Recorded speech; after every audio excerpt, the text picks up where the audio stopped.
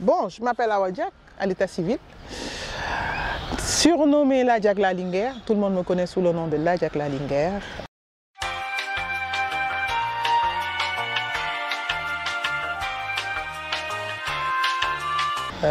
On va dire directrice marketing sportif de formation. Et voilà. Et puis je vais me définir plutôt comme touche à tout. Je vais dire que ce que je vois, je fais, ce que je ne vois pas, je ne fais pas. Je ne peux pas vous dire que voilà mon domaine d'activité, mais sachez que voilà, j'ai un restaurant, j'ai une enseigne de restauration qui s'appelle Pension B, qui fait de la comfort food, du street food. Et je suis event coordinator et puis voilà. Donc, Pension B, en fait, je l'ai choisi parce qu'en fait, j'ai toujours été très admirative de ces dames qui sont au niveau des... ayant grandi au plateau, ayant grandi à Rebeuss. Vous voyez au niveau des garages de car rapide et tout ça là, il y a des petites pensions, des petites gargotes qui sont à gauche à droite là-bas, tenues par des femmes et j'ai toujours été admirative de ces femmes-là.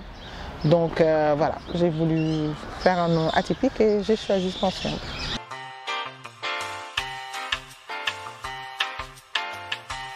C'est pas que ça peut être difficile, c'est très difficile.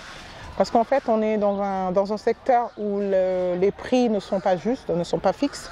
Ce sont des prix qui varient au fur et à mesure et parfois ça prend des proportions énormes. Par exemple, je vais donner un exemple, c'est-à-dire aujourd'hui, je peux acheter un kilo de carottes à 500 francs et puis que demain, le kilo de carottes passe à 3000 francs. Donc on ne peut pas maîtriser nos coûts, on ne maîtrise pas nos coûts. Et c'est un domaine, il faut vraiment être passionné pour le faire, sinon voilà, on risque de laisser tomber très très tôt.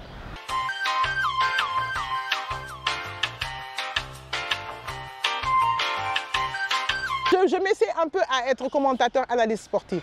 Oui, en fait, faut dire que je suis née, j'ai grandi dans une famille carrément sportive. On va dire que le sport, c'est dans mon ADN. Et pendant des années, j'ai été dans le milieu sportif pendant quand même, on va dire 25 ans, à l'échelle nationale et internationale. Et c'est quelque chose, même si aujourd'hui, je vais dire, je me suis un peu détournée de ce milieu-là, c'est quelque chose qui est en moi que je ne peux pas le sortir de moi. C'est dans mon ADN.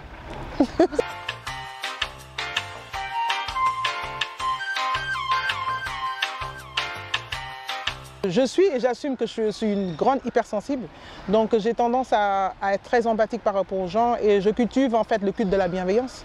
Je fais tout pour que les gens soient bienveillants les uns envers les autres et c'est peut-être pour ça que Dieu m'a donné cette famille, on va dire virtuelle, qui n'est plus virtuelle bien sûr, cette famille que j'accepte parce que pour moi c'est un honneur d'avoir tous ces enfants-là. Ce ne sont pas des enfants, hein, ils sont beaucoup plus âgés que moi, mais d'avoir autant de personnes autour de moi qui se définissent des enfants de La Diack et puis voilà, pour moi c'est un honneur et peut-être que c'est juste par rapport à l'amour qu'on propage.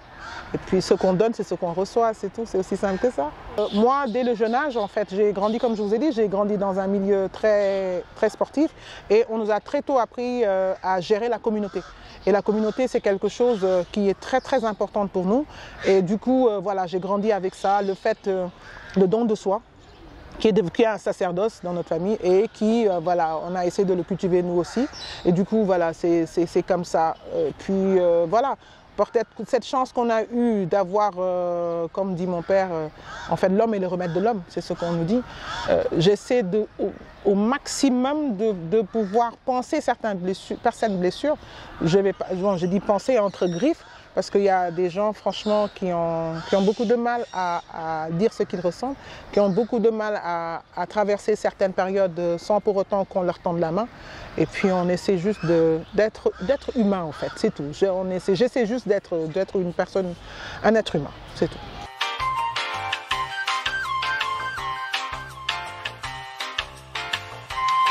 Moi je suis une très grande militante des droits des femmes et à tous les niveaux en fait.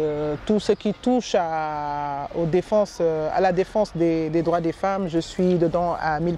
Écoutez, moi je vais faire un appel, peut-être je suis un peu bisounours, mais bon, je me dis, soyez un peu plus empathique, soyez un peu plus bienveillant, arrêtons de juger et puis il faut juste qu'on sache que c'est pas parce que la personne, on n'a pas chaussé les mêmes chaussures qu'on va dire que la personne en face qu'on peut comprendre en fait. Je ne sais pas comment vous expliquer ça. Il faudrait prendre le temps de comprendre en fait ce que l'autre est en train de traverser pour pouvoir se pardonner et aller de l'avant.